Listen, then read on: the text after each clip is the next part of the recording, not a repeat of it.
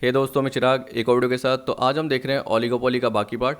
पिछली वीडियो में last part में आपने किंग डिमांड कर्व देखा था, उसी टाइप से आज हम देख रहे हैं कॉर्नोट्स ड्यूओपोली मॉडल, फिर देखेंगे बर्ट्रैंड मॉडल, और अगर टाइम मिला यानी वीडियो अगर लेंदी नहीं हुई तो हम चैम्बरलिन मॉडल भी आज की वीडियो में कवर कर लेंगे। नहीं तो अगली वीडियो का पार्ट तो है, उसमें देख लेंगे और क्या, क्योंकि उसके बाद आपको पता है कि एजवर्थ का पार्ट भी आएगा, प्राइस लीडरशिप भी आएगा, और मैंने बताया था कि कंपैरिजन चार्ट आपको बताऊंगा चारों मार्केट की सिचुएशन से रिलेटेड, तो वो अगली वीडियो में वैसे ही कवर होना है। अब देखिए, जैसे ही आप पर्टिकुलर पढ़ेंगे तो इतने इंपॉर्टेंट नहीं है, तो अगर मैं आपको पढ़ा रहा हूँ और एक बार आप रीड करके देख लेना, बस वही काम आएंगे, क्योंकि देखो ज़्यादातर ये आते नहीं है एग्ज़ाम में, फिर भी मैंने कवर कर लिया है क्योंकि एक ही वीडियो का तो पार्ट है। उसी टाइप से देखो, कुछ क्या होते हैं कि पास्ट ईयर के एमसीक्यूज़ में आपको दिख जाएंगे, लेकिन अपना टॉपिक क्या है ये मान के चलो कि कोर्स नया है, जैसे जून 19 से जो चेंज हुआ था उसके अकॉर्डिंग मान लीजिए कि अपना कोर्स नया है, उसमें टॉपिक उस हिसाब से इनकॉर्पोरेट किए गए हैं, तो आपको कुछ टॉपिक ऐसे दिख जाएंगे पास्ट ईयर के एमसीक्यूज़ में कि जो आपको लगेगा है ही नहीं। इसलिए मैंने उसको क्या कर रखा है, लीस्ट प्रायोरिटी रखा है। तो जब हमारे पास टाइम मिलेगा, कहने का मतलब पूरी 10 यूनिट हो जाएगी, तो मैंने कुछ ऐसे पर्टिकुलर टॉपिक देख रखे हैं, तो मुझे टाइम मिला तो वो ज़रूर मैं करा दूंगा, क्योंकि मुझे लग रहा है कि वो हो भी सकते हैं, नहीं भी हो सकते हैं, इसलिए मैं लास्ट में उसको करवा दूंगा अगर टाइम रहा तो। ठीक है, तो यहाँ पे ये बोल रहा है कि कॉर्नोट मॉडल में Antoine Augustin Cournot, a French economist, was the first to develop a formal duopoly model in 1838। तो ये आपको याद रखना है। फिर इसके बाद बोल दिया कि उसने जब अजम्पशन ली तो उसने ये देखा कि दो फर्म्स हैं, इस टाइप से उसने अजम्पशन ली कि दो फर्म है, दोनों के पास आर्टिशियन मिनरल वाटर वेल है। यानी ये मान के चल लो कि देखो, ग्राउंड से वाटर निकलता है ना ज़मीन से, जैसे हम बोलते हैं बोरिंग, तो वैसे टाइप के मान लो उनका बिजनेस था आर्टिशियन मिनरल वाटर वेल का, यानी होमोजीनियस प्रोडक्ट था।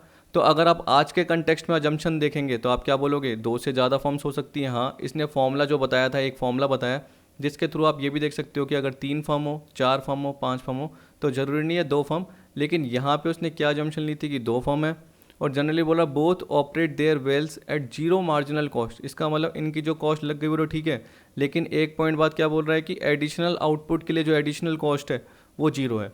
एडिशनल आउटपुट के लिए जो एडिशनल कॉस्ट है वो जीरो है। तो मैं एक कर्व आपको बना के बताऊंगा जिसमें जनरली आपको पता है कि मार्जिनल रेवेन्यू कर्व आपका बनता ही है, लेकिन जब आप मार्जिनल कॉस्ट को यूँ बनाते हो तो इसमें क्या बोल रहा है कि जो मार्जिनल कॉस्ट है वो जीरो है, जीरो का मतलब यहाँ पे, तो यानी यही आपका मार्जिनल कॉस्ट का कर्व होगा। जो एक्स एक्सिस की लाइन है ना, ओ एक्स एक्सिस, यही आपका मार्जिनल कॉस्ट होगा। तो आपका आउटपुट कहाँ पे आएगा, जहाँ पे मैंने बताया था कि मार्जिनल कॉस्ट टच करती है। अब देखो, मार्जिनल कॉस्ट तो यहीं टच करेगी, मतलब इधर टच करेगी, तो ये आपका क्वांटिटी का लेवल हो जाएगा। इसमें ऐसी अजम्पशन मानी गई है, तभी क्या बोलता है मार्जिनल कॉस्ट जीरो है, और यहाँ पे ऐसे बोला जाता है कि marginal revenue is equal to marginal cost is equal to zero. Marginal revenue is equal to marginal cost is equal to zero, याद रख लेना। ठीक है, C both faces a demand curve with constant negative slope. वही demand curve, जैसे मैंने आपको M R curve बोला वैसे आपको बताया ए आर कर्व, तो ये बोल रहा है कि वो जनरली क्या है, नेगेटिव आएगा। डिमांड कर्व मतलब क्या हो गया, ए आर कर्व क्या है, नेगेटिव मतलब क्या होगा, गिरता हुआ रहेगा, डाउनवर्ड स्लोपिंग रहेगा। Each seller acts on the assumption, ये जरूर याद रख लेना, that is competitor will not react to his decision to change its output, this is Cournot's behavioural assumption. इसका मतलब क्या हुआ, इसका मतलब यह है कि अगर एक फर्म डिसाइड करती है कि उसको अपना आउटपुट चेंज करना है, जिसके थ्रू अपना प्रॉफिट मैक्सिमाइज करना चाहती है, तो अगर वो अपना आउटपुट चेंज कर रही है तो जो कॉम्पिटिटर है कोई रिएक्ट ही नहीं करेगा। इसका मतलब क्या हो गया, इंडिपेंडेंट फर्म हो गई। क्या हो गई, दोनों फर्म्स का इंडिपेंडेंट, कोई कॉल्यूजन नहीं है, कोई कार्टेल नहीं है। ठीक है, यहाँ पे बोल रहा है कि कोई कॉल्यूजन का पार्ट नहीं है, कोई कार्टेल नहीं है, मतलब इंडिपेंडेंसी है। जबकि आपको पता है कि ओलिगोपोली में क्या होता है, इंटरडिपेंडेंसी होती है, तो आप इसको क्रिटिसाइज भी कर सकते हो। ठीक है, याद रखना। तो ये क्रिटिसिज्म का पार्ट भी हो गया, क्यों, क्योंकि यहाँ पे क्या बोल दिया कि अगर एक फर्म अपना आउटपुट चेंज करेगी तो कॉम्पिटिटर रिएक्ट ही नहीं करेगा, कॉम्पिटिटर रिएक्ट ही नहीं करेगा, जबकि ऐसा होता ही नहीं है रियल लाइफ में।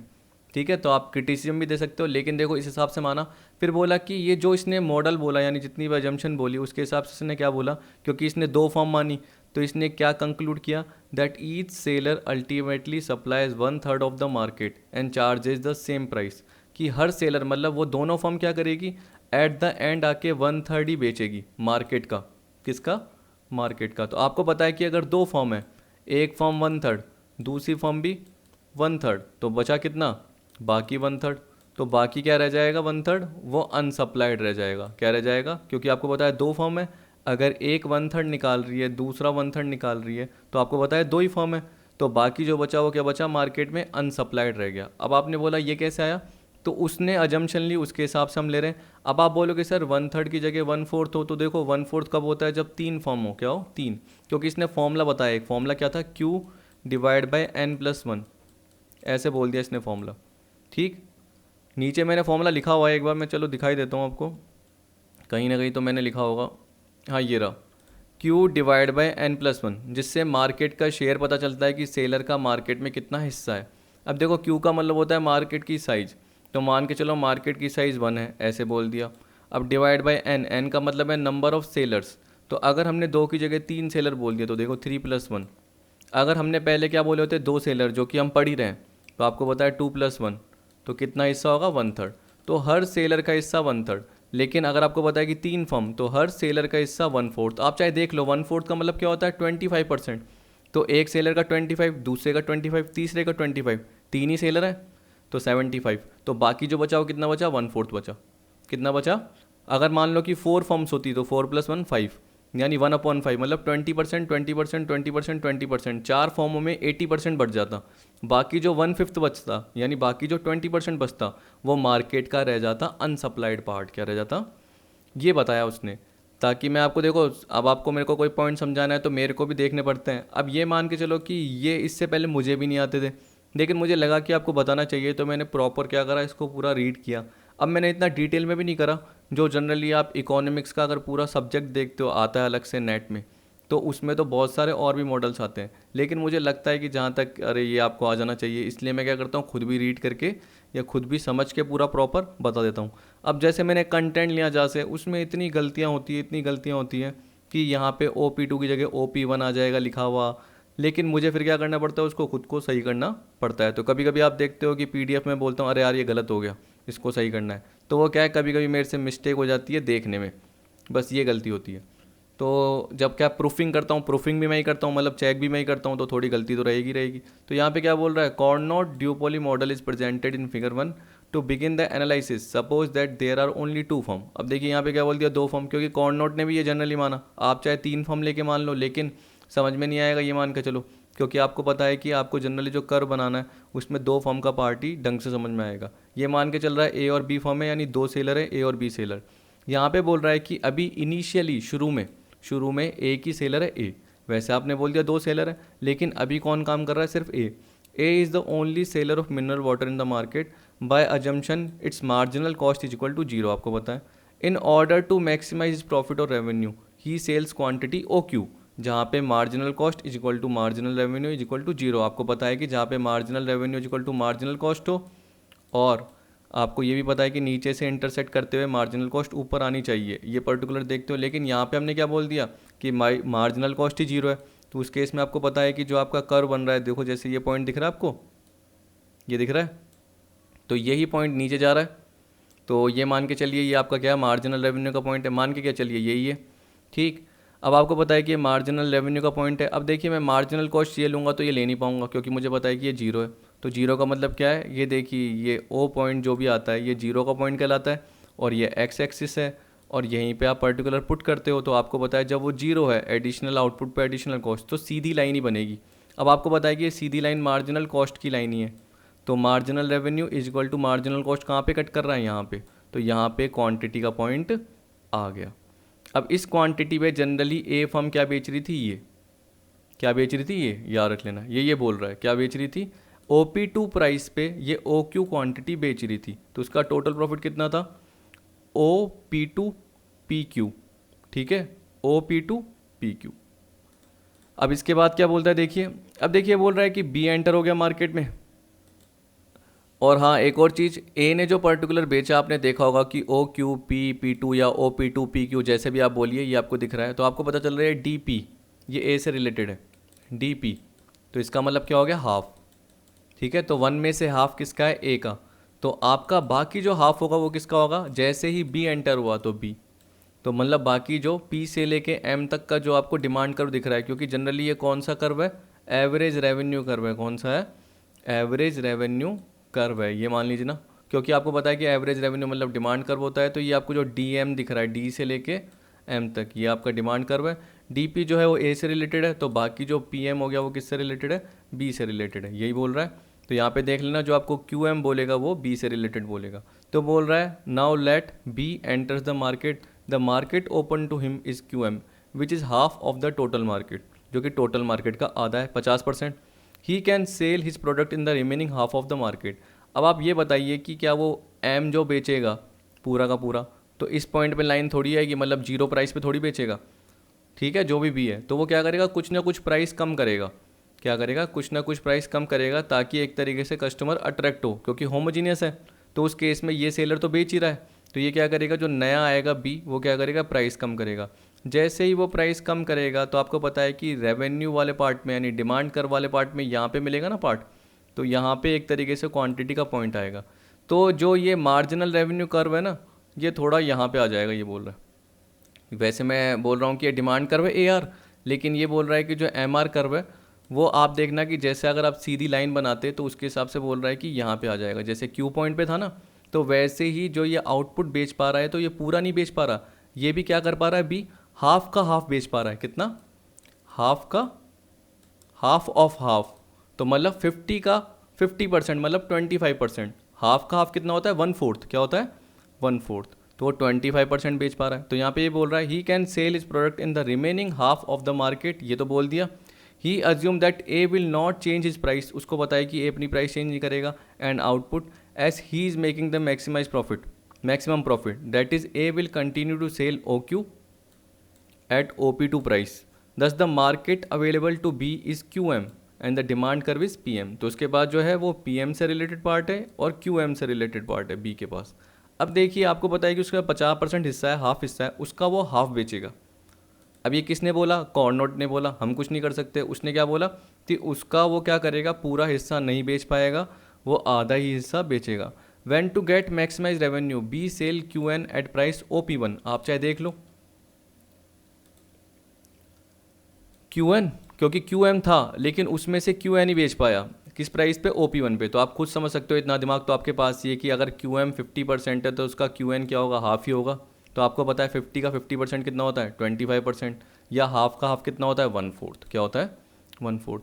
अब आपको पता है कि देखो, अगर ये QN 1/4 निकाल रहा है, तो आपने जो अजम्पशन देखी, ऊपर अजम्पशन देखिए, अजम्पशन क्या थी ये, कि his competitor will not react to his decision to change its output, कि अगर वो अपना आउटपुट चेंज करता है तो कॉम्पिटिटर रिएक्ट नहीं करेगा। तो इसका मतलब क्या हो गया कि मैं भी रिएक्ट नहीं करूँगा। अगर सामने वाला 25% आउटपुट निकाल रहा है और मार्केट का हिस्सा 1 है, तो 1 में से मान लो 1/4 हटा दूँ, तो बाकी मैं 3/4 पे ही प्रोड्यूस कर पाऊँगा। बाकी मैं मतलब ए, क्योंकि ए को पता चल गया यार बी तो एंटर हो गया, और बी ने प्राइस क्या कर दी, फॉल कर दी, ठीक। तो ए को क्या लगा कि यार मेरा प्रॉफिट भी फॉल हो जाएगा। मेरा प्रॉफिट कितना फॉल हो जाएगा, OP1 RQ तक हो जाएगा। मेरा प्रॉफिट कितना हो जाएगा, ए को लग रहा होगा, ए को क्या लगेगा कि यार पहले मैं OP2 PQ तक कमाता था, ठीक है, अब मैं कितना कमाऊंगा, OP1 RQ। ए को ऐसा डर लगने लग जाएगा, तो ए भी क्या करेगा, 1 में से जो पार्ट है 1/4 हटा देगा QN का, और उस हिसाब से क्या करेगा, बाकी 3/4 का पार्ट देखेगा। बाकी किसका पार्ट देखेगा, वो 3/4 का पार्ट देखेगा। तो अभी मैं आपको देखो अलग से बताऊंगा, यहाँ पे लिखा हुआ है वैसे तो ये बोल रहा है A attempt to adjust his price and output to change condition, he assume that B will not change his output QN and price OP1। तो देखो हर बार अजम्पशन होगी। तो पहले जब जैसे देखो ए था और बी आया, तो बी को क्या लगा कि ए तो क्या करेगा, अपना प्रॉफिट को चेंज नहीं करेगा या अपने आउटपुट को चेंज नहीं करेगा और प्राइस को चेंज नहीं करेगा, और OP2 पे रखेगा और OQ पे क्या रखेगा, अपनी क्वांटिटी रखेगा। लेकिन उसके बाद देखो, जैसे बी ने आउटपुट निकाला 50 का 50%, मतलब 1/4, तो फिर ए ने क्या अज्यूम करा कि भाई अब तो प्राइस फॉल हो गई, तो क्या पता मेरा प्रॉफिट फॉल हो जाएगा, तो अब मुझे भी क्या करना चाहिए कि जो बाकी जो बचा उसका ही प्रोड्यूस करना चाहिए। तो बाकी कितना बचा, 1 में से अगर 1/4 किसका हिस्सा है, बी का, तो मेरा हिस्सा कितना है 3/4। अब 3/4 में मैं पूरा तो प्रोड्यूस नहीं कर सकता, ए ऐसे बोल रहा है, तो ए कितना प्रोड्यूस करेगा, 3/4 का हाफ। 3/4 का हाफ कितना होता है 3/8, कितना होता है 3/8। अब 3/8 कौन कर रहा है, ए कर रहा है, तो बी क्या बोलेगा, मैं इतना प्रोड्यूस नहीं कर पाऊंगा। फिर बी क्या करेगा, 1 का 3/8 हटाएगा, बाकी कितना बचा 5/8। इस तरीके से प्रोसेस चलता रहेगा, जो कि मैंने नीचे टेबल पे कवर कर रखा है। इसका मतलब ये बोल रहा है कि देखो, जब आपको इस पर्टिकुलर पॉइंट में बोला कि ए अटेम्प्ट करेगा, तो वो क्या अज्यूम करेगा, B will not change is output QN and price OP1 as he is making maximum profit, क्योंकि बी मैक्सिमम प्रॉफिट कर रहा है तो इस हिसाब से ए एज्यूम करेगा कि बी कंटिन्यू करता रहेगा 1/4 सप्लाई मार्केट की, तो मेरे पास जो हिस्सा बचा है ए क्या बोलेगा 3/4 बचा है। इसका मतलब मैं 3/4 का हाफ ही सप्लाई कर सकता हूँ प्रॉफिट को मैक्सिमाइज़ करने के लिए। तो 3/4 का क्या करूँगा, हाफ करूँगा 3/8। जैसे 3/8 मैं सप्लाई कर रहा हूँ तो अब बी आ गया, अब बी रिएक्ट करेगा। बी क्या बोलेगा कि यार अब ये ए तो 3/8 क्या करेगा, सप्लाई करता रहेगा, तो मैं 1 में से 3/8 मतलब 5/8 ही सप्लाई कर सकता हूँ। लेकिन 5/8 का कितना सप्लाई करूँगा, बी कितना बोलेगा, मैं हाफ करूँगा 5/16। अब 5/16 आ गया तो 5/16 का मतलब क्या हुआ कि बी 5/16 सप्लाई करेगा तो ए क्या बोलेगा 1 में से 5/16। इस तरीके से ये चलता रहेगा कब तक, जब तक कि दोनों का हिस्सा 1/3 नहीं हो जाता। एक बार ऊपर पूरी लाइन पढ़ के देख लेना, तो ये बोल रहा है the process of action and reaction continues in successive period. In the process A continue to lose his market share and B continue to gain. तो आप देख लेना कि शुरू में ए का हिस्सा हाफ था और बी का हिस्सा आप देख सकते थे 50% का उसने 50 ही निकाला था तो 1/4 था। लेकिन धीरे धीरे करते हुए देखना कि ए का हिस्सा लूज होता जाएगा और बी का हिस्सा 1/4 मतलब 25% से ज़्यादा बढ़ता जाएगा, और 1/3 मतलब कितना होता है 33.33%। तो आप देख सकते हो कि उसका हिस्सा बढ़ता जाएगा और ए का हिस्सा कम होता जाएगा 50% से, तो अपने आप 33.33 आ जाएगा। ठीक है, finally situation is reached when their market share equal to 1/3। इसका मतलब दोनों का हिस्सा हो गया 33.33 प्लस 33.33 मतलब 66.67। तो बाकी जो 33.33 बचा वो किसका बचा, मार्केट का बचा, जो कि अनसप्लाइड है। Any further attempt to adjust output produce the same result. तो बोल रहा है कि अगर आगे और कुछ किया जाता है तो वापस 1/3 ही रहेगा, तो आगे कुछ करने की जरूरत ही नहीं होगी। The firm therefore reach their equilibrium position where each one supplies 1/3 of the market. तो ये कॉर्नोट ने बोला था कि अगर 2 फर्म हो, अगर 3 फर्म होगी तो 1/4, अगर 4 फर्म होगी तो 1/5। इस तरीके से जनरली क्या होगा, अप्लाई होता रहेगा। मतलब कुछ ना कुछ हिस्सा तो मार्केट के लिए अनसप्लाइड रहेगा ही रहेगा। तो यहाँ पे देखिए आपको बताया कि 1 का हाफ ए का था तो बाकी हाफ था वो बी का, लेकिन वो हाफ का हाफ निकाल सकता था, यही पार्ट था। अब देखिए आपका ऐसे जा रहा है पार्ट, ये दिख रहा है आपको, ठीक। अब देखिए ये 1/4 दिखा है, तो देखिए 1 में से 1/4 गया तो कितना बचा 3/4। 3/4 का हाफ कितना होता है 3/8। अब देखो 3/8 जो फर्म ए प्रोड्यूस कर पा रहा है वो फर्म बी प्रोड्यूस नहीं कर पाएगा, तो फर्म बी क्या बोलेगा कि टोटल मार्केट के हिस्से में से 3/8 हटा दो तो बाकी हम 5/8 ही प्रोड्यूस कर सकते हैं। लेकिन 5/8 का भी कितना कर रहे हैं, हाफ कर रहे हैं, तो हर बार क्या करना है आपको, हाफ करना है। अब देखिए 5/16 ये बी प्रोड्यूस कर रहा है तो ए क्या बोलेगा कि बी इतने पे अपना मैक्सिमम आउटपुट निकाल पा रहा है, या बोल सकते हैं मैक्सिमम प्रॉफिट कमा पा रहा है। तो मैं क्या करूँगा 1 में से 5/16 हटा देता हूँ, क्योंकि वो तो बी का हिस्सा है। कौन हटाएगा, ए हटाएगा। तो ए क्या बोलेगा 1 में से 5/16 हटा देता हूँ तो कितना होता है 11/16 होता है। 11/16 का मैं हाफ ही बना पाऊंगा, तो 11/16 का कितना होता है हाफ, 11/32। ठीक है, फिर इसके बाद ए क्या बोलेगा कि मैं इतना आउटपुट प्रोड्यूस कर पा रहा हूँ, तो बी आएगा और बी बोलेगा कि भैया ये तो हम बना ही नहीं पाएंगे, क्यों, क्योंकि ये तो ए ने बना दिया। तो 1 में से 11/32 हटा देते हैं, तो 11/32 हटाने से कितना आता है 21/32 आता है। यार रखना 21/32 को जैसे ही हाफ से मल्टीप्लाई करेंगे तो ये बी बनाएगा। फिर इसके बाद यही पॉइंट कहाँ जाएगा, यहाँ जाएगा, आप देख सकते हो। फिर ये जो निकलेगा फिर ये कहाँ जाएगा, इधर जाएगा, कि जैसे जो ए ने बना दिया वो बी नहीं बना पाएगा। बी क्या बोलेगा मैं 1 में से 43/128 समथिंग नहीं बना पाऊंगा, तो मेरा अराउंड 85/128 आएगा। ये जो आएगा ना ब्रैकेट वाला पार्ट 85/128 आएगा। जैसे हाफ से मल्टीप्लाई करूँगा तो मैं इतना प्रोड्यूस कर पाऊँगा। फिर ऐसे चलता रहेगा, फिर ऐसे चलता रहेगा, ऐसे चलते चलते लास्ट में देखो ये आ जाएगा, और लास्ट में इस टाइप से आपका पार्ट बच जाएगा। तो एक तरीके से इक्वेशन क्या रह गई, ये रह गई। देखो 1 2 3 4 ये पीरियड दे दिया ना, इस तरीके से सोन यानी एन तक चलता जाएगा। तो इस तरीके से आपका ये पार्ट आ गया, जिसमें आपको क्या बोल दिया कि अगर आप इसकी जगह 1/3 ही पुट कर देते हो, क्योंकि आपको जनरली दिख रहा है कि ज़्यादातर पार्ट 1/3 की तरह ही लग रहा है। अगर आप क्या डिवाइड करके देखना है एक बार, आपको 1/3 की तरह ही लग रहा होगा, तो अपने आप वो 1/3 के आसपास आता जा रहा है। तो 1 में से 1/3 लेस करोगे 2/3, 2/3 का क्या करोगे 1/2 करोगे तो कितना आता है 2/6। 2/6 मतलब क्या होता है 1/3। इसमें भी यही रहेगा, इसका मतलब दोनों का हिस्सा कितना रह गया 1/3 ही रह गया। तो यहाँ पे यही बोल रहा है Cournot's equilibrium solution is stable for given the action and reaction it is not possible for any of the two seller to increase their market share. It can be shown as follows. A share equal to, देखो आपको जो ऊपर मैंने भी लिख के बताया था वो ये half into one minus one upon third, और बी का भी यही दे रखा है। ठीक, ये बोल रहा है कि Cournot's model of duopoly can be extended to general oligopoly, क्योंकि डियोपोली में आप 2 फॉर्म देखते हो, लेकिन 3 फॉर्म हो गई, 4 हो गई। तो मैंने आपको बताया था सपोज करो 3 फॉर्म हो तो हर फॉर्म कितना सप्लाई करेगी, 1/4। इसका भी एक फॉर्मूला है, मैंने आपको बताया। फॉर्मूला क्या है, Q अपॉन n+1। अगर आपको समझ में नहीं आ रहा तो Q का मतलब क्या है, मार्केट साइज। मार्केट साइज का मतलब क्या है कि अगर एक मार्केट है ऐसे मान के चलिए, तो n मतलब नंबर ऑफ फॉर्म। तो अगर नंबर ऑफ फॉर्म कितनी है, 3 है, तो 3 + 1, तो इसका मतलब क्या हो गया, हर पर्टिकुलर फर्म का शेयर हो गया 1/4। तो ये यही बोल रहा है, thus the 3 seller together supplied 3/4, क्योंकि 1/4 + 1/4 प्लस एक और फर्म 1/4, तो ये मिला के कितना बनता है, 3/4 बनता है। तो इसका मतलब बाकी जो बच गया 25%, क्योंकि 25 + 25 + 25% मतलब 75%। 3/4 क्या होता है, 75%। तो बाकी जो 25% बचा वो किसका बचा, मार्केट का बच गया, अनसप्लाइड। फॉर्मूला आपको दे रखा है जो मैंने आपको बताया, तो एक बार ये देख लेना। अब देखिए क्रिटिसिज्म की बात आ गई, आपको पता है।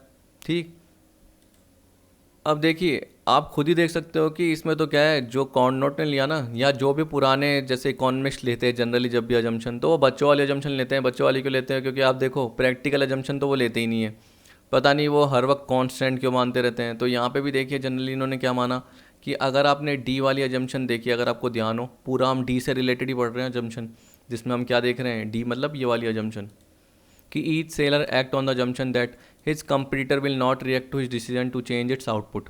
तो इसका मतलब क्या हुआ कि अगर ए ने आपको पता है कि शुरू में हाफ बनाया, तो बी को पता है कि बाकी मेरा हाफ है, मैं उसके बारे में घुसने की कोशिश ही नहीं करूँगा, मतलब मैं उसके पास जाने की कोशिश नहीं करूँगा या रिएक्ट ही नहीं करूँगा, इसका मतलब ये है।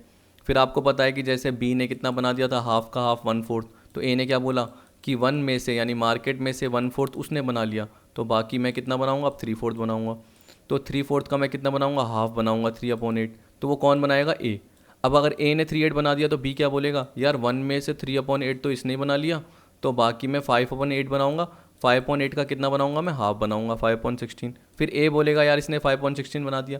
तो आपको पता है कि कोई रिएक्ट कर ही नहीं रहा कि भाई तूने बना लिया तो इतना हिस्सा छोड़ देते हैं, बाकी क्या करते हैं हम, हमारा हिस्सा है। कोई रिएक्ट कर रहा है कि नहीं। जबकि अब आपको पता है कि रियल लाइफ में तो इंटरडिपेंडेंसी होती है। आप किसी फर्म को छोड़ोगे क्या, नहीं, आप तो उसको पकड़ के रखोगे कि अगर भाई वो ऐसा कर रहा है तो हम क्या करें कि उसके आउटपुट छीनने की कोशिश कर लेते हैं, या एक तरीके से जो जितना वो ज़्यादा आउटपुट निकाल रहा है उसको मौका ही क्यों दे रहे हैं, तो हम इस टाइप से प्राइस रखेंगे। तो जनरली जो इसका बिहेवियर था वो आउटपुट से रिलेटेड है। यहाँ पे बोल रहा है कॉर्नोट्स बिहेवियरल अजम्पशन, जो कि आपने डी में मानी, is naive to the extent it implies that firm continue to make wrong calculation about the competitors behaviour. इसका मतलब ये है कि देखो आप जो कंप्यूटर का बिहेवियर देख रहे हो उसको ढंग से नहीं कैलकुलेट कर पा रहे हो, रॉन्ग कैलकुलेट कर पा रहे हो। और देखो नेव का मतलब जनरली ये होता है कि देखो मासूम, या हम बोल सकते हैं कि एक तरीके से किसी पर्टिकुलर चीज़ को जानता नहीं हो, ठीक है। पर यहाँ पे हम ऐसे बोल सकते हैं इन एक्सपीरियंस।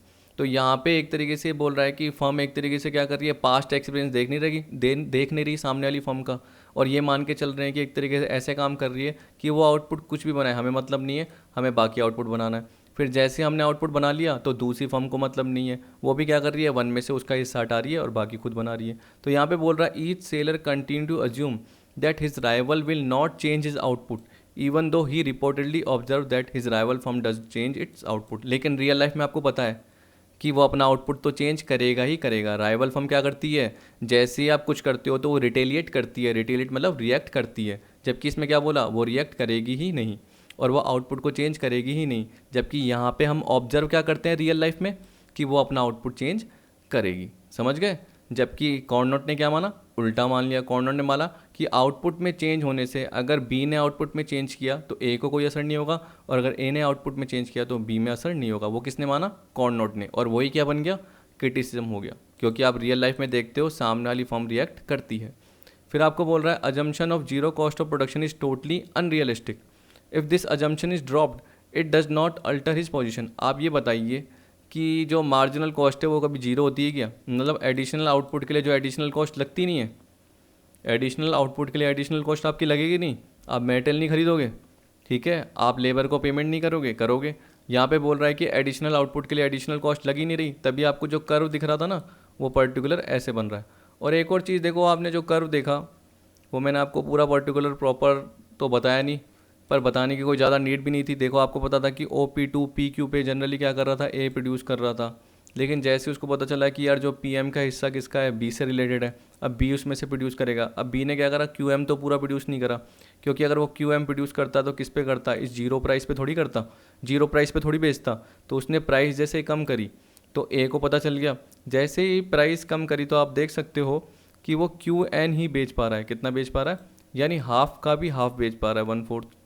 ठीक, हाफ का भी तो आपको एक नया पर्टिकुलर दिख रहा है। तो यहाँ पे आप देख सकते हैं कि बी जो प्रोड्यूस कर रहा है वो जनरली क्या कर रहा है, ORP, ये डैश मैंने बनाया याद रखना, या P कॉमा बोल सकते हैं आप, जैसे भी बोलिए। P आपको ये डैश दे रखा है, P-N है ये, ठीक है। तो ये P है और ये P-N है। तो आप देख सकते हैं कि वो पर्टिकुलर क्या कर रहा है, एक तरीके से Q, ये O नहीं है सॉरी, QRP-N। तो ये मैंने नीचे लिखा हुआ है, एक बार आप ज़रूर देख लेना। फिर देखिए आगे वैसे भी मेरे हिसाब से ये चैम्बरलिन वाले पार्ट में आपका आएगा ही आएगा, तो तब आपको और समझ में आ जाएगा। यानी चैम्बरलिन में भी हल्का सा पार्ट आपका कॉर्न नोट का आता ही आता है, तो थोड़ा सा आपको समझ में आ जाता है। पर याद रखना इसमें किससे रिलेटेड था कि आउटपुट में जनरली चेंज नहीं होता। और एक और चीज़ याद रखना, इंडिपेंडेंट का पार्ट है, मतलब कोई कॉल्यूजन नहीं बनता, कोई कार्टेल नहीं बनता, होमोजीनियस प्रोडक्शन है। इस तरीके से आप ये चीज़ें याद रखिए तो आपको अजम्पशंस के थ्रू पता चल जाएगा। अब आपको दे रखा कौन सा, बर्ट्रैंड का डिओपोली मॉडल। अब देखिए उसमें आपको बोला आउटपुट, कि अगर सामने वाला आउटपुट में चेंज कर रहा है, यानी A और B था, अगर B आउटपुट में जो भी बना रहा है तो A को कोई असर नहीं हो रहा, A जो बना रहा है B को कोई असर नहीं हो रहा। अब इसमें क्या बोल दिया, प्राइस, कि अगर राइवल फर्म प्राइस में चेंज कर रही है जैसे B, तो A को कोई असर नहीं हो रहा। वैसे अगर A प्राइस में चेंज कर रही है तो B को कोई असर नहीं हो रहा। तो इस बार इसने क्या कर दिया, प्राइस वाला डिसीजन देख लिया। तो ऊपर आप देखो कैसे याद रखोगे, कर्नट ने क्या देखा, आउटपुट वाला मॉडल, बर्ट्रैंड ने क्या देखा, प्राइस वाला। अब देखिए बर्ट्रैंड और कर्नट किस चीज़ में सिमिलर है, जनरली हम बोल सकते हैं दोनों ही इंडिपेंडेंट मान रहे हैं। क्या मान रहे हैं, उसने आउटपुट से रिलेटेड इंडिपेंडेंट माना, यहाँ पे क्या माना, दोनों फर्म्स किससे रिलेटेड इंडिपेंडेंट है, प्राइस से रिलेटेड, कि एक की प्राइस में चेंज होने से दूसरे को कोई असर नहीं हो रहा, दूसरे के जनरली हम बोल सकते हैं प्रॉफिट पे कोई असर नहीं होगा, ऐसे बोला जा रहा है। ठीक है, वो अपना प्रॉफिट मैक्सिमाइज करेगा ही करेगा। तो यहाँ पे ये किसने दिया, जोसेफ लुइस फ्रैंकियोस बर्ट्रैंड ने, एक फ्रेंच मैथमेटिशियन था, नाम ही ऐसे होते क्या कर सकते हैं। Develop his own model of duopoly in 1883।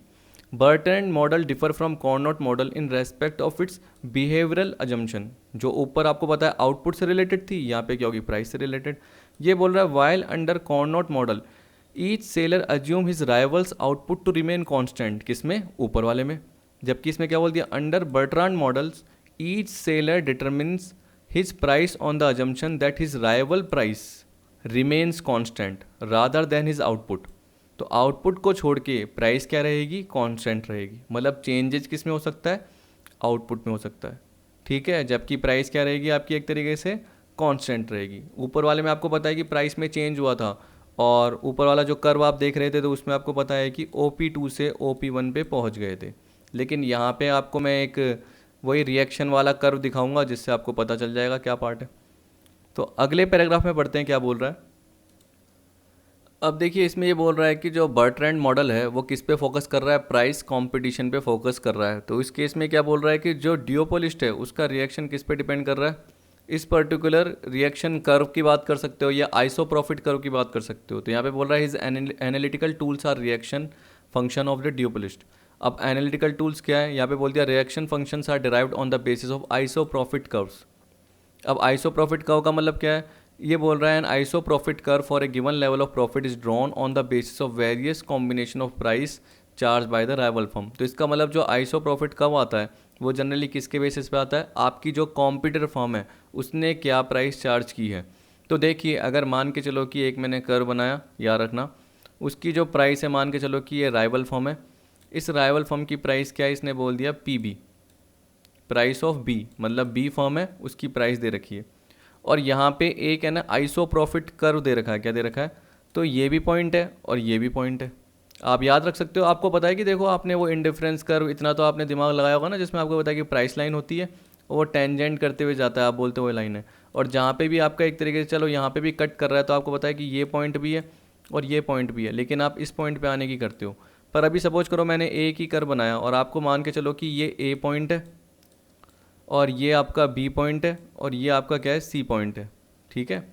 अब यहाँ पे इसके कहने का मतलब ये था कि देखो जिस लाइन पे यानी राइवल फर्म की प्राइस लाइन पे जो आइसो प्रॉफिट कर्व टच कर रहा है, यानी चाहे इंटरसेक्ट भी कर रहा है पर आपको पता है कि टच कर रहा है एक तरीके से ये ए और सी, तो इस पर्टिकुलर प्राइस पे आप क्या कर सकते हो, एक तरीके से प्रॉफिट अच्छा कमा सकते हो। पर आपको पता है कि ये भी पॉइंट है, तो आप सामने वाला क्या कर सकता है, राइवल फर्म प्राइस कम भी कर सकता है, तो प्राइस कम भी हो सकती है। तो जनरली इसने यही बोल रखा है यहाँ पे, कहाँ गया, he assume only two firm A and B and their prices are measured along the horizontal and vertical axis respectively. जो ए और बी की प्राइसेस हैं वो जनरली किसके बेसिस पे होगी, हॉरिजॉन्टल एक्सिस पे और वर्टिकल एक्सिस पे। अब देखो ए का जो पार्ट है वो हॉरिजॉन्टल एक्सिस के लिए आएगा और बी का जो पार्ट आएगा वो वर्टिकल एक्सिस के लिए आएगा, ठीक है। तो यहाँ पे ये बोल रहा है their iso profit curve drawn on the basis of the prices of the two firm, iso profit curves of the two firm are convex to their respective price axis. अब देख सकते हो यहाँ पे क्या बोल दिया, आइसो प्रॉफिट कर्व जो भी है वो क्या है, कॉन्वेक्स बन रहे हैं। अब आप जानते हो कॉन्वेक्स क्या होता है, जो भी ओरिजिन है एक तरीके से उस पर ये पीठ दिखा रहे हैं, जबकि ये कॉनकेव होता है, आपको पता है, तो ये कॉन्वेक्स ही रहेगा एज शोन इन फिगर 3 आपको जो दिखा रहा है, एंड 4 जो आपको ये दिखा रहा है। यहाँ बोल रहा है iso profit curves of firm A are convex to its price axis P A and दो जो firm B are convex to P B. तो आप यहाँ पे ये देख सकते हैं, ये जो आपको पर्टिकुलर दिखा रहा है वो ए का दिखा रहा है iso profit curve, iso profit curve, iso profit curve, ये किससे कॉन्वेक्स है, प्राइस ऑफ ए। तो आप याद रखना ना कि एक एक्स एक्सिस पे किसकी, ए की प्राइस है, और इसी तरीके से जो ये बी का रिएक्शन कर्व है तो यहाँ पे जनरली किसकी प्राइस आएगी आपकी, देखो ये बी की प्राइस और ये ए की प्राइस, तो ये वाई एक्सिस पे बी की प्राइस है, एक्स एक्सिस पे ए की प्राइस है और वाई एक्सिस पे किसकी प्राइस है, बी की प्राइस है, ठीक।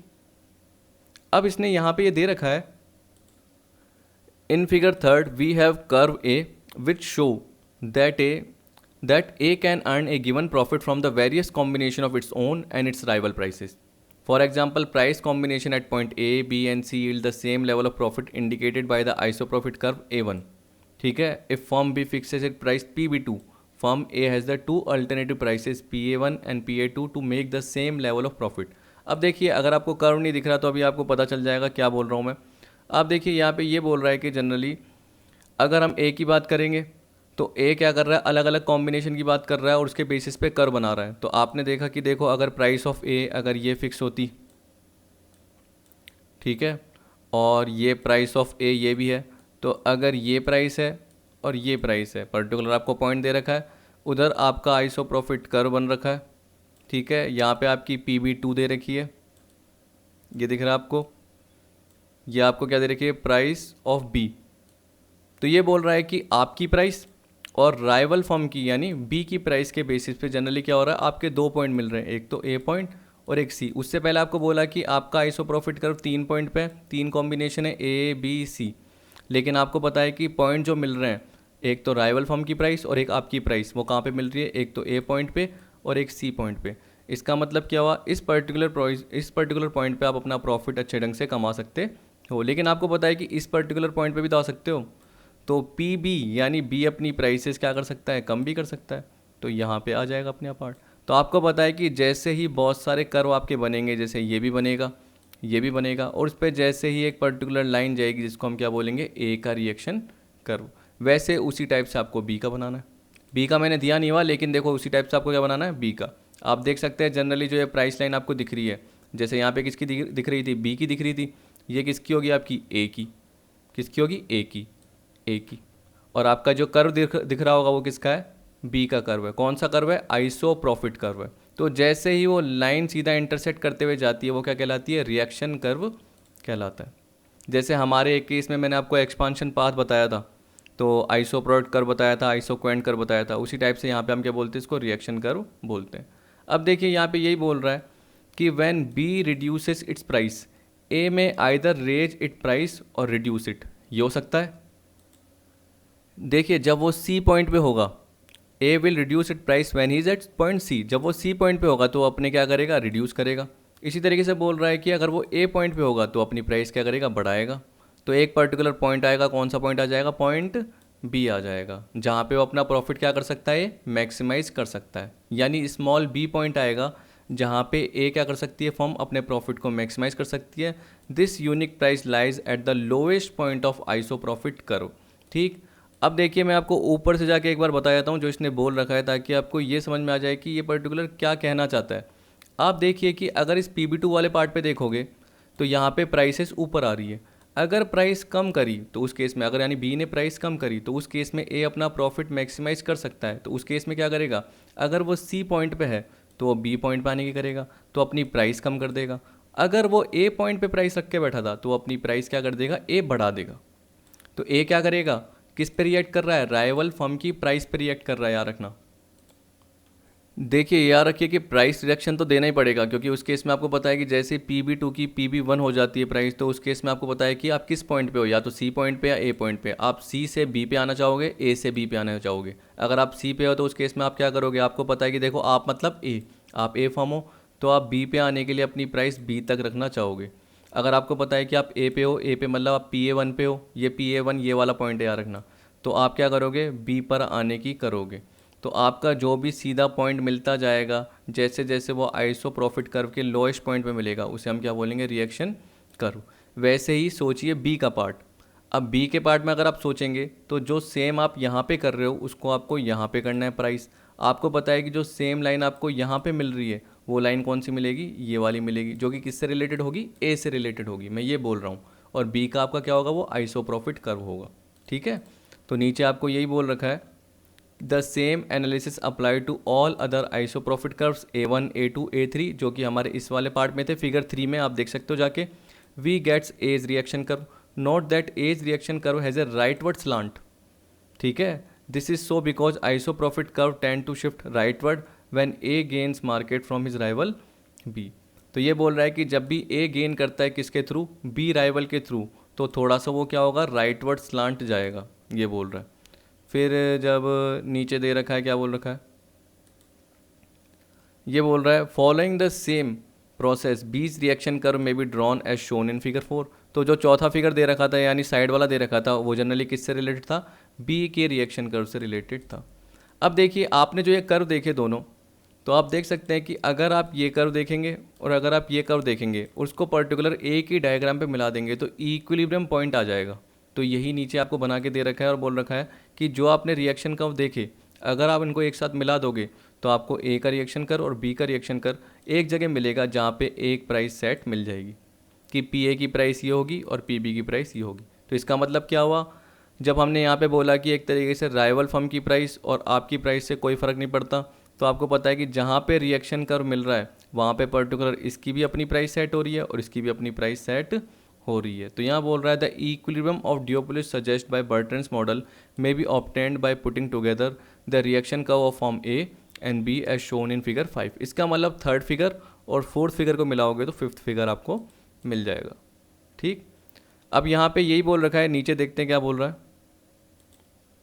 देखिए अब ये तो यही बोल रखी है लाइन कि यहाँ पे जो A और B जहाँ पे एक तरीके से इंटरसेक्ट कर रहे हैं वो E पॉइंट है, जहाँ पे एक तरीके से एक्सपेक्टेशन क्या होती है, मेटेरियलाइज होती है।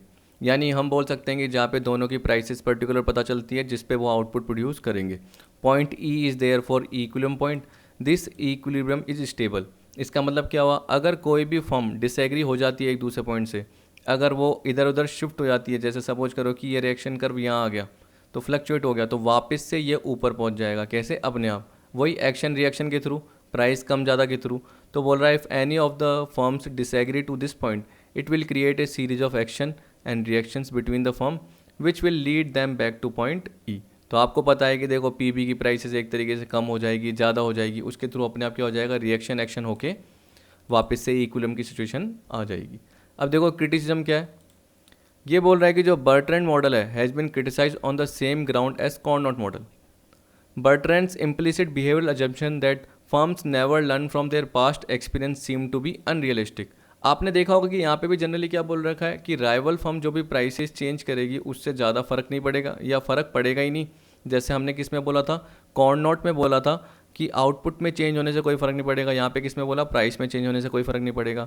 तो एक तरीके से अगर आप नेव अजम्पशन, नेव मैंने क्या बताया था, सीधी सादी अजम्पशन लेते हो, यानी इन एक्सपीरियंस अजम्पशन लेते हो, जबकि आप इतनी बड़ी फॉर्म हो, आप पास्ट एक्सपीरियंस के बेसिस पे देखो ना कि अजम्पशंस क्या है, या आपका एक तरीके से सिचुएशन क्या चल रही है, उसके बेसिस पे ही आप क्या करोगे, डिसीजन लोगे। तो इसका मतलब आप अपनी राइवल फर्म के बिहेवियर को भी देखना चाहते हो, जबकि यहाँ पे आप देख ही नहीं रहे। ठीक, तो यहाँ पे बोल रहा है कि Bertrand implicit behavioural assumption that firm never learn from their past experience seems to be unrealistic, जबकि रियल लाइफ में ऐसा होता ही नहीं है। If cost is assume to be zero, अब देखो ये भी वही आ गई, price will fluctuate between zero and the upper limit of the price instead of stabilising at a point. अगर मान के चलो कि अगर आप मार्जिनल कॉस्ट को जीरो मानते हो, तो इसका मतलब क्या है, मान लो कि जीरो है और 1 रुपीज़ की प्राइस भी है, तो आप बहुत अच्छा अर्न कर रहे हो। जबकि ऐसा होता है कि नहीं, क्योंकि आपको पता है कि एडिशनल कॉस्ट तो लगती ही लगती है। तो इस केस में क्या बोल रहे हो, जो प्राइस फ्लक्चुएट कहाँ पे करेगी, जो मार्जिनल कॉस्ट जीरो की है और उसके बीच में जो प्राइस का गैप है उसके बीच में फ्लक्चुएट करती रहेगी। यानी ये पॉइंट आपको मैं दिखा देता हूँ एक बार।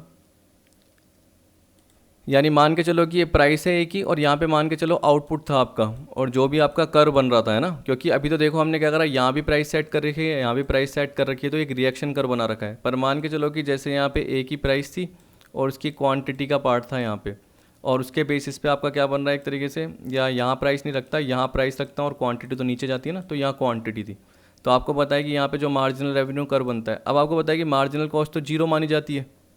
तो आप खुद दिमाग लगाइए कि यहाँ पे भी अगर मार्जिनल कॉस्ट को जीरो मान लिया गया है और मार्जिनल रेवेन्यू का पॉइंट आ रहा है, और कोई पर्टिकुलर प्राइस में अपर प्राइस ये सेट कर रहा हूँ कि प्राइस ये होगी मेरी एक तरीके से, ठीक है, और जिस पर्टिकुलर पॉइंट पे क्वांटिटी जा रही है वो यहाँ पे जा रही है, इधर आपका एवरेज रेवेन्यू कर्व है जहाँ पे आपकी एक पर्टिकुलर प्राइस सेट कर रखी है। अब मैं तो इससे कम प्राइस पे भी बेचने ही कर लूँगा, इससे कम प्राइस पे भी बेचने ही करूँगा, क्योंकि मैं क्या बोल रहा हूँ, मेरी एडिशनल कॉस्ट जीरो है, मेरी मार्जिनल कॉस्ट क्या है, जीरो। जबकि ये बताइए कि रियल लाइफ में ऐसा होता है क्या, नहीं होता।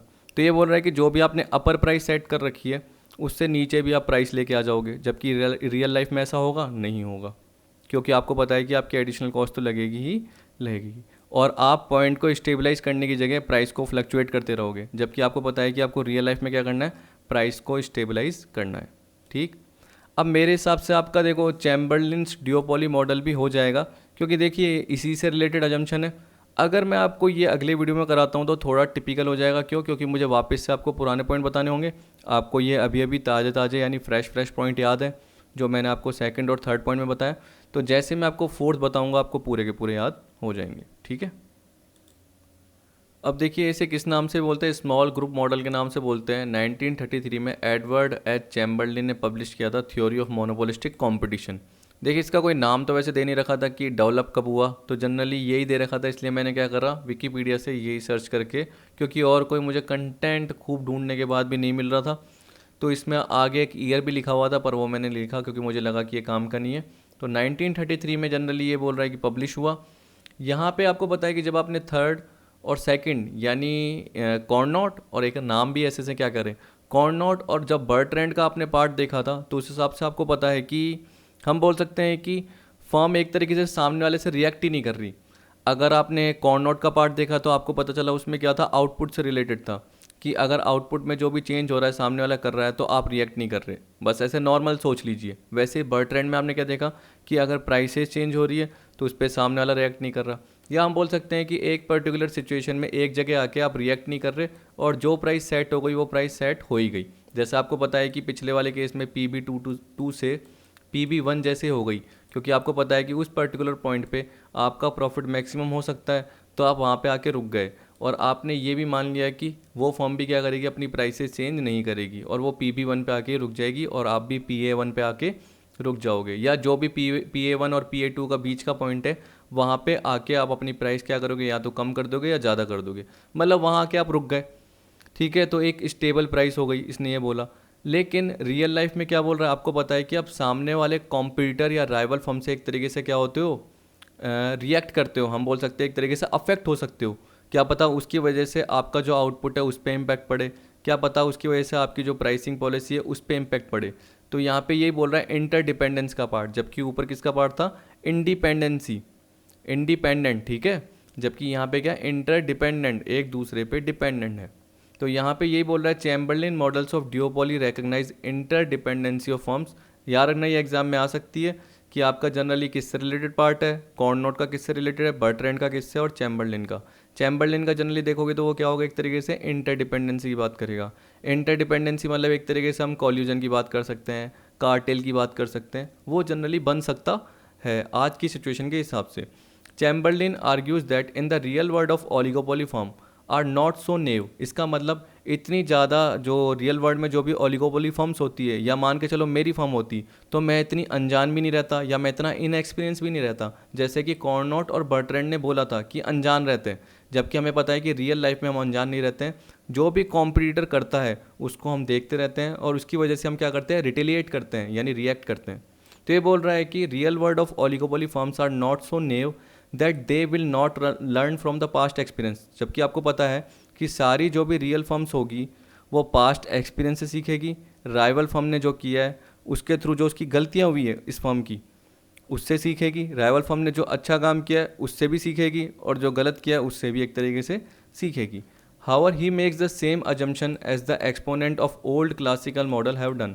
लेकिन बोल रहा है कि जो अजम्पशन है कुछ सेम ली गई है, जैसे वही होमोजेनियस प्रोडक्ट है, इसका मतलब quality, size, packaging, colour, design उसमें कोई फ़र्क नहीं है।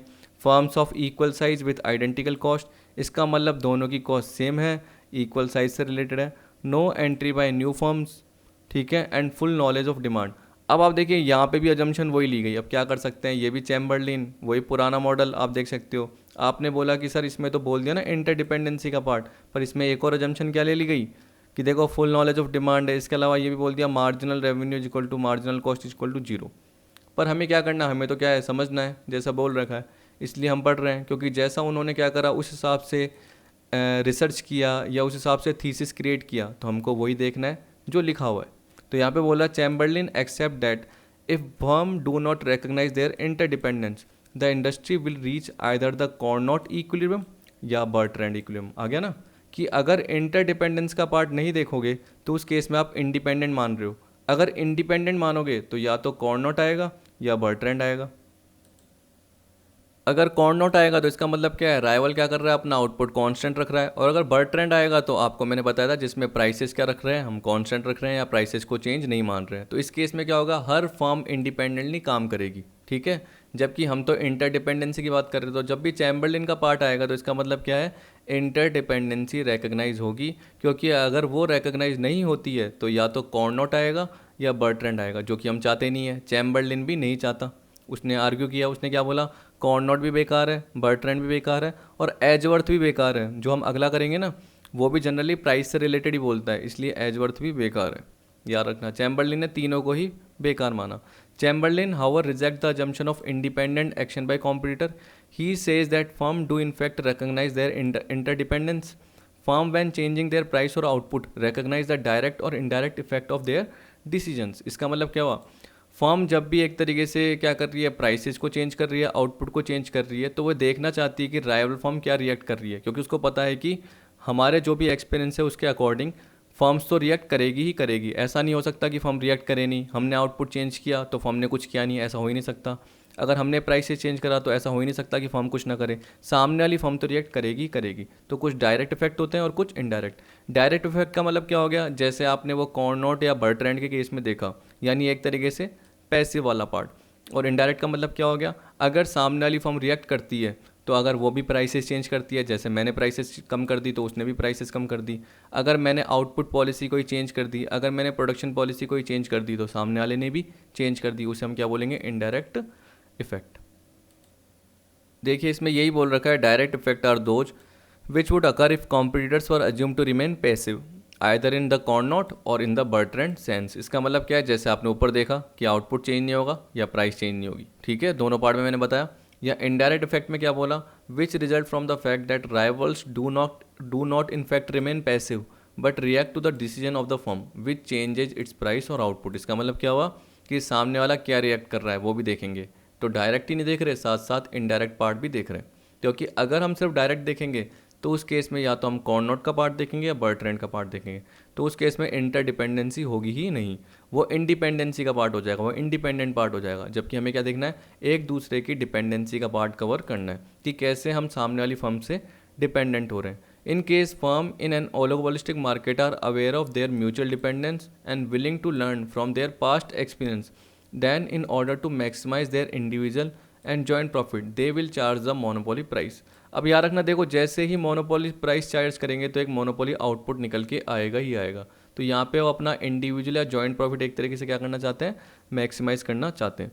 तो देखिए जो आपने कॉर्न नोट वाले पार्ट में कर्व देखा, एक बार ये मैं 2 पैराग्राफ छोड़ देता हूँ और आपको सीधा मैं क्या बताता हूँ, पर्टिकुलर ये कर्व बता देता हूँ जिससे आपको समझ में आ जाए। तो देखिए यहाँ पे ये कर्व बना हुआ है, ये आपको बोल दिया ओ का पॉइंट है, ये आपको यहाँ पे क्यू का पॉइंट बता रखा है, ये आपका जो बना रखा है वो डिमांड कर्व बना रखा है जो आपको ये डी क्यू बोल रखा है, ठीक है। ये आपका ये ए आर से एम आर से रिलेटेड कर्व है, ये तो आपका ए आर है जो डी से रिलेटेड है। अब देखिए जो ये एम आर वन आपको दे रखा है, जनरली यहाँ पे बोल रखा है कि ये पर्टिकुलर प्राइस दे रखी है, और इधर देखिए आपको दे रखा है कि ये सी ई इक्वल टू 1, ठीक है। तो हम बोल सकते हैं कि यूनिटरी इलास्टिक का पार्ट है, और आप ये भी बोल सकते हैं कि जैसे 2 फर्म है और मान के चलो कि जो ए फर्म है वो ओ क्यू वन क्वान्टिटी बेच रही है किस पे, ओ पी वन प्राइस पे, ठीक है। तो यहाँ पे ये बन गया अपना ये वाला पार्ट, ये आ गया ओ पी वन और ये आ गया अपना ओ क्यू वन। अब इसका मतलब अगर ये सी पॉइंट है तो जो सी से लेके क्यू पॉइंट है वो किसका पॉइंट हुआ, बी फॉर्म का। आपने बोला सर ये तो सेम हमने कॉर्न नोट वाले पार्ट में देखा था जिसमें आपने मिनरल वेल वाला बताया था, वही ग्राउंड वाटर वाला पार्ट बताया था, 2 फॉर्म थी ए और बी। तो मैंने बोला हाँ सेम पार्ट ही आ रहा है। अब आपको बताया कि इसके पास जो ऑप्शन बचा हुआ क्यू वन से लेके क्यू बचा हुआ है, किसके पास, बी के पास। अब वो पूरा प्रोड्यूस कर नहीं पाएगा। तो इसी लाइन पे एक और देखो, इसी पॉइंट से आपको बोल रहा है कि एक और क्या होगा, एम आर यानी मार्जिनल रेवेन्यू 2 बनेगा, ये बन रहा है जहाँ पे आपका क्वांटिटी क्या आएगा, 2 पॉइंट आएगा जो कि ये दिख रहा होगा आपको, ठीक है। तो आपको पता है कि उस केस में देखो प्राइसेस क्या होगा, कम। तो जैसे बी आएगा तो वो कम प्राइसेस पे क्या करेगा, Q2 तक क्वांटिटी बेचेगा, लेकिन वो कौन सी बेचेगा, Q1 से लेके Q2 बेचेगा। क्या बेचेगा, Q1 से लेके Q2। तो अब आपको पता है कि Q1 और Q हाफ है, और आप देखो अब ये मैं पूरा हटा देता हूँ पार्ट, अब वापस देखना। अगर मान लो ए फर्म, ढंग से सुन लेना, ओ क्यू वन बेच रही है, ठीक है, किस प्राइस पे, ओ पी वन पे। वैसे ही जो बी फर्म है, अगर आप देखोगे, क्योंकि आपको पता है कि अगर ए ओ क्यू वन बेच रही है तो कितना बेच रही है, मान लो 50% बेच रही है। अब बी के पास भी 50% का पार्ट बचा हुआ है, लेकिन बी कितना बेच रहा है, क्यू वन से लेके क्यू टू, प्राइसेस कम कर देता है। तो उस केस में क्या करेगा, वो क्यू वन क्यू टू बेच पाएगा, ठीक है। इसका मतलब मान के चलो 25% बेच पाएगा, जनरली ये मान के चलिए, ठीक। तो पिछले वाले केस में हम क्या बोल रहे थे, वो रेटिलेट नहीं करते हैं, एक तरीके से रिएक्ट नहीं करते, लेकिन यहाँ पे तो रिएक्ट करना ही पड़ेगा क्योंकि यहाँ पे एक मोनोपोली प्राइस सेट होनी है। तो जैसे ही प्राइस कम हो गई तो ए को थोड़ा डर लग गया, ए को क्या लग गया कि मेरा प्रॉफिट का हिस्सा कम हो जाएगा। तो ए भी जनरली क्या करेगा, उसी पर्टिकुलर प्राइस पे आप देख सकते हो कि जहाँ पे पहले ओ क्यू वन बेच रहा था, क्या पता वो क्यू थ्री क्यू वन बेचने लग जाए, Q3 Q1, क्योंकि उसका भी 50 का अगर आधा करोगे तो वो 25% हिस्सा ही आएगा, किसका, ए का। तो आप देख सकते हो कि जब ए भी क्या करेगा, वो कम बेचने लग जाएगा और Q3 Q1 पार्ट रहेगा, और बी का आप देख सकते हो Q1 Q2 रहेगा जो कि किसके बराबर है, ओ Q1 के बराबर है। जैसे ही वो ओ Q1 के बराबर होगा तो प्राइस वापस से ऊपर ही आएगी, प्राइस वापस से क्या आएगी, ऊपर ही आएगी। अगर आप इसको हिस्से में बांटना चाहो तो ये 25%, ये 25%, ये 25%। अगर आप ये बॉक्सेस देख रहे हो जनरली तो ये 25, ये 25, ये 25, और ये जो बचा ये 25 बचा। तो आपको पता है कि अगर बी सिर्फ Q1 और Q2 ही बना पा रहा है, Q1 और Q में से, और ए क्या कर रहा था, ओ Q1 बना पा रहा था, लेकिन जैसे ही इसने प्राइस बी ने कम करी और बी सिर्फ Q1 से Q2 बना पाया, तो ए को भी क्या करना पड़ा, अपनी हम बोल सकते हैं उसी पर्टिकुलर प्राइस पे क्वांटिटी कम ही बनानी पड़ी, क्योंकि ए की प्राइसेस तो ओ पी वन है, तो उसकी डिमांड क्या हो जाएगी, कम हो जाएगी। तो आपको पता है कि उसकी डिमांड भी हाफ रह जाएगी। पहले वो 50% कर रहा था, 50% का हाफ कितना हो जाएगा, 25%। तो आपको पता है कि बी क्या कर रहा था, 50% ही बना रहा था। 50 का 50% कितना होता है, 50 का 50% 25% ही होता है। तो इसका मतलब Q1 से लेके Q में वो सिर्फ Q1 से Q2 बना पा रहा था, और जो ए है वो OP1 पे क्या करेगा, उसकी डिमांड कम हो जाएगी। डिमांड कम होते ही वो भी क्या कर पाएगा, Q3 से Q1 ही बना पाएगा। पहले वो O से लेके Q1 बना पा रहा था, लेकिन अब वो Q3 से Q1 ही बना पाएगा। मेरे हिसाब से समझ गए होंगे, जिससे आपको पता चल जाएगा। देख सकते हैं, देखो Q3 Q1 plus Q1 plus Q2 Q1 Q2, तो देखो Q3 Q1 plus Q1 Q2 ये मिला के क्या बन जाएगा, OQ1। OQ1, देखो Q3 Q1 और Q1 Q2 एक तरीके से किसके बराबर है, OQ1 के बराबर है। तो प्राइसेस वापस से मोनोपोली की यहीं पे ही आ जाएगी। तो एक मोनोपोली प्राइस सेट हो जाएगी और एक मोनोपोली आउटपुट सेट हो जाएगा, जिसमें हम बोल सकते हैं कि A भी उतने में ही बेचेगा और B भी उतने में ही बेचेगा। तो यहाँ पे आप देख सकते हैं यही लिखा हुआ है, एक बार मैं ऊपर पढ़ के बताता हूँ आपको। मैंने ये 2 पैराग्राफ छोड़े थे। ये बोल रहा है Chamberlain model can be explained in the framework of duopoly market. Chamberlain, like Carnot, assume linear demand for the product. For simplicity, we assume that even in this case, the cost of producing the good is zero. वही additional marginal cost क्या होगी, zero. Chamberlain model has been illustrated in figure 2. In this figure, DQ is the market demand curve जो आपने बनाया था. If the firm A is first to enter the market, it will produce output OQ1, आपको पता ही है, because at this level of output its marginal revenue is equal to marginal cost is equal to 0. मैंने ज़्यादा detail में नहीं बताया क्योंकि आपको पता है कि मैं मार्जिनल कॉस्ट की लाइन आपको बता चुका हूँ कि कौन सी लाइन होगी, OX की लाइन ही होगी, और जहाँ पे जैसे वो मार्जिनल रेवेन्यू कट करेगा तो वो 0 के बराबर ही होगा. The firm can charge price OP1 which is the monopoly price. तो याद रखना OP1 कौन सी प्राइस है, मोनोपोली प्राइस है. अब देखिए यहाँ पे बोल रहा है this will maximise its profit, किसका, ए का profit. At price OP1 elasticity of demand is unity, यहाँ पे क्या इज इक्वल टू 1 है. Firm B entering market at this stage consider that its demand curve is CQ, इसका demand curve क्या है, CQ है, एंड विल प्रोड्यूस Q1 से लेके Q2. तो सेम कॉर्नोट की तरह अभी तक तो, so as to maximise its profit. It will charge price OP2, ये क्या चार्ज करेगी, OP2 करेगी. लेकिन अभी देखो मैंने रिएक्शन नहीं बताया क्या हुआ, अभी मैंने आपको बस ऊपर ऊपर डेटा दे रखा है, उससे रिलेटेड बताया.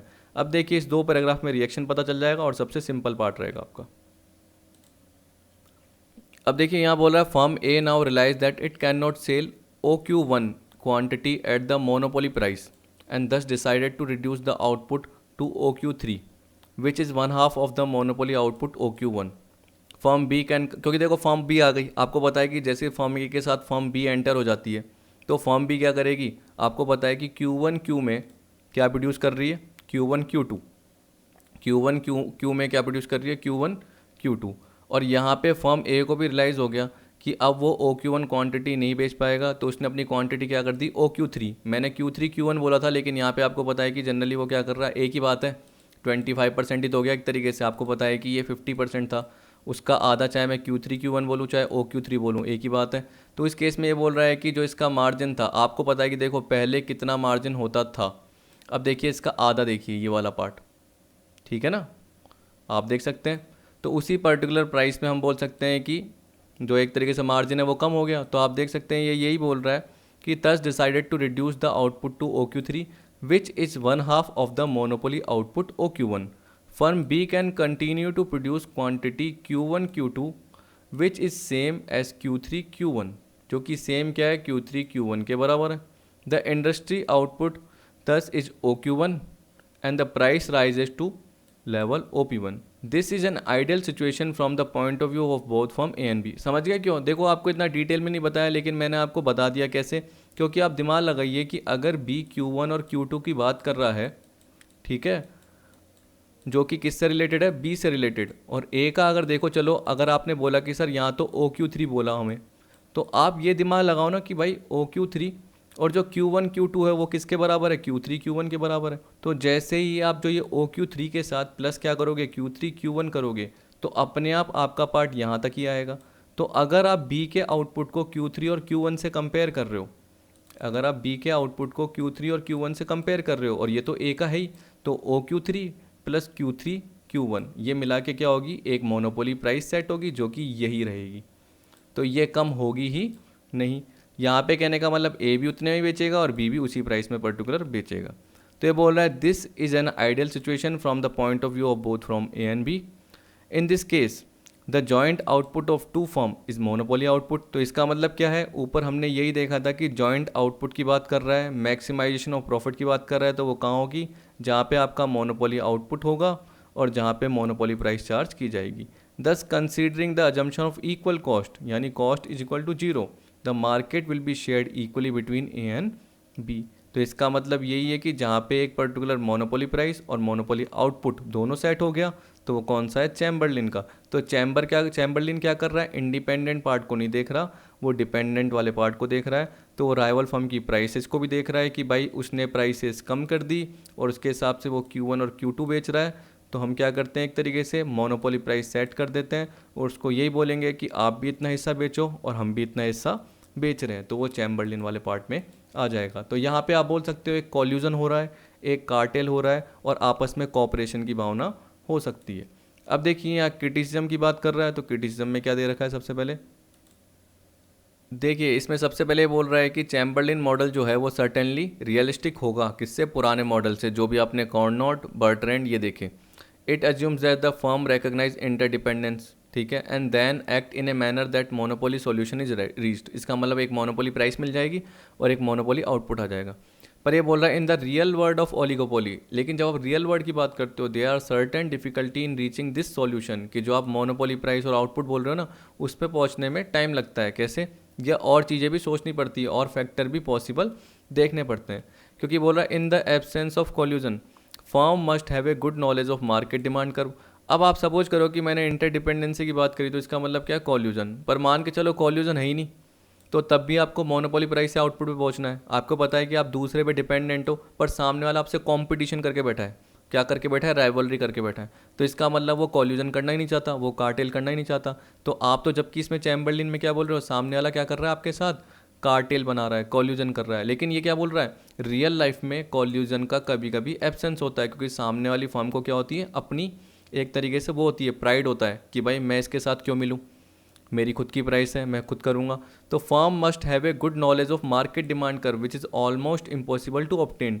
तो फर्म को सामने वाले की नॉलेज होनी चाहिए, जबकि पता नहीं रहती, ठीक है। तो फर्म सामने वाला कैसे रिएक्ट करेगा वो पता नहीं रहता, सामने वाला जैसे रिएक्ट करता है क्या पता उससे हमें बहुत ज़्यादा लॉस हो जाए। तो इसलिए डिमांड कर पता करना रियल लाइफ में मुश्किल होता है, जबकि इसमें चैम्बरलिन ने क्या बोला, कॉल्यूजन होता है हर बार, कार्टेल होता है, जबकि ज़रूरी नहीं ऐसा हो। In case this information is lacking, इसका मतलब अगर आपको सामने वाले की इन्फॉर्मेशन नहीं पता और कॉल्यूजन भी नहीं है, कार्टेल भी नहीं है और इन्फॉर्मेशन भी नहीं पता, तो आप कभी भी मोनोपोली सोल्यूशन की तरफ नहीं पहुंच सकते हो, मतलब मोनोपोली प्राइस और आउटपुट नहीं निकाल सकते हो। फिर इसके बाद देखो क्या बोल रहा है फर्दर, चैम्बरलिन ने इग्नोर की एंट्री ऑफ फर्म। तो उसने क्या बोला, जनरली मान लो कि ये 2 फर्म है तो तीसरी फर्म आएगी नहीं, जबकि रियल प्रैक्टिस में आपको पता है कि oligopolistic markets are rarely closed, यानी कुछ न कुछ फर्म धीरे धीरे वो बड़ी होती जाती है तो मार्केट में आएगी। आपको पता है ना 8-10 फर्म होती है, तो जनरली आपको पता है कि वो तो होंगी 2 से लेकर 10 फर्म, मैंने जैसे आपको बताया था। तो 2 ही फर्म थोड़ी रहेगी, और फर्म भी आ सकती है। So if we recognise the fact of entry की कोई नई फर्म आएगी, अगर रियल लाइफ में सोचते हैं, चैम्बरलिन के हिसाब से नहीं सोचते हैं, उसको क्रिटिसाइज करते हैं, तो it would not be certain that the stable monopoly solution will ever be reach. तो कभी ऐसा हो ही नहीं पाएगा कि आपने जो सोचा कि मोनोपोली प्राइस और आउटपुट मिल गया, बल्कि वो अनस्टेबल रहेगा, स्टेबल रहेगा ही नहीं। डिफरेंस इन कॉस्ट ये रहेगी, and market opportunity are also hindrances for attaining a monopoly type outcome by the independent action of firm in oligopolies. तो कभी कभी देखो क्या होता है कि कॉस्ट में भी डिफरेंस हो जाता है, मार्केट की अपॉर्चुनिटी अलग अलग सप्लायर या अलग अलग सेलर को अलग अलग मिल जाती है। क्या पता आपको बहुत अच्छे क्वालिटी वाले सप्लायर मिल जाएं, क्या पता आपको जो गुड्स मिल रहे हो उस पर जो पेमेंट का पार्ट है वो आपको लेट करना पड़ रहा हो, आपकी कॉस्ट कम आ रही हो। तो उस केस में हम बोल सकते हैं कि वो इंडिपेंडेंट एक्शन होने की वजह से कॉल्यूजन नहीं रहा, ठीक है, कार्टेल नहीं रहा, तो सामने वाला कुछ भी डिसीजन ले रहा है तो वो फ़ायदा उठा रहा है, जिसकी वजह से हम बोल सकते हैं कि एक मोनोपोली प्राइस से आउटपुट सेट नहीं हो पाया और वो अलग अलग हो रहा है, ठीक। तो वो राइवल फर्म की वजह से, क्योंकि वो एक तरीके से क्या कर रहा है, हमसे कम्पीट कर रहा है, कॉम्पिटिशन कर रहा है, ना कि कॉल्यूजन कर रहा है। तो पर्टिकुलर ये पार्ट आया और नई फर्म एंट्री होने के कारण भी दिक्कत हो गई। तो यही आपको दे रखे थे मेरे हिसाब से। तो अब जो अगली वीडियोस में क्या देखेंगे हम, एजवर्थ का ड्यूओपोली मॉडल। अब आप देख सकते हैं, देखिए ये वाला पार्ट है, प्राइस लीडरशिप का पार्ट है आपका, और ये थोड़े अदर फॉर्म ऑफ ऐसे ही मैंने नाम दे रखे, ड्यूओपोली, मोनोपोसोनी कभी आ सकता है, ओलिगोपोसोनी, बायलैटरल मोनोपोली। तो एक एक वन लाइनर है ताकि आप याद रख लो। फिर उसके बाद कहाँ गया, ये रहा। तो ये मैंने देखो कहीं से पर्टिकुलर पार्ट लिया है, तो आपको मिल जाएगी टोटल मिला के 11 डिफरेंसेज है जो आपको पता चल जाएंगे, जो कहीं ना कहीं आपके काम आएंगे, ताकि आप वो पर्टिकुलर पूरा पार्ट पढ़ने के बाद ये ज़रूर देख लीजिए, ठीक है। तो आई होप आपको आज की वीडियो समझ में आई होगी, कुछ पॉइंट तक भी आई तो काफ़ी है, इससे ज़्यादा समझने की ज़रूरत नहीं है।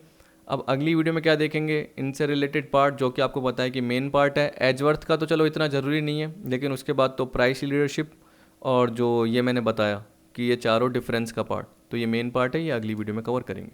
तो वीडियो देखने के लिए थैंक यू।